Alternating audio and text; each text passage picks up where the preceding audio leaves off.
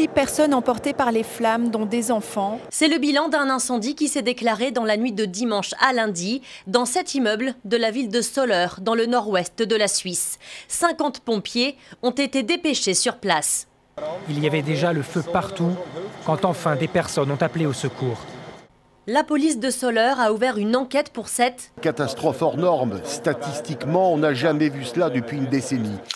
Après les Panama Papers, les Paradise Papers. Voici les Implant Files, une enquête sur le manque de contrôle des implants et des prothèses médicales.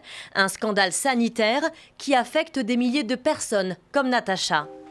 Pour soigner sa descente d'organes, son gynéco opte pour l'implantation d'un dispositif médical, une prothèse vaginale. C'est tout le temps des coups d'électricité, une rage de dents. Et impossible de retirer cette prothèse. Seule solution, juste un cocktail d'antidouleur, 4 fois par jour. Si nous continuons de faire de telles concessions, il ne restera plus grand-chose dans quelques années. Je pense... Cette députée conservatrice de l'Ontario critique son propre parti et ses coupes budgétaires sur la francophonie. La question qui est sur toutes les lèvres, va-t-elle rester dans son parti ? Je ne veux pas qu'elle démissionne.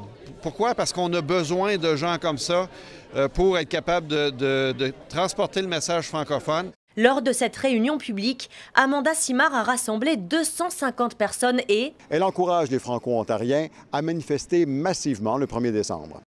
On poursuit en musique avec un concert étonnant. Et des notes sous-marines qui nous viennent des bains de Bruxelles. C'est impressionnant. C'est un peu comme une séance de yoga. Oui, c'est ça. Sous l'eau, Michel Rodolphi joue de la musique subaquatique. L'invité d'honneur de ce concert, c'est Jean-Marc Barr, la star du Grand Bleu. Je trouve l'idée belle parce que les gens ils sont dans un état où ils peuvent vraiment écouter, il n'y a pas de règles. Attention toutefois à ne pas s'endormir dans l'eau.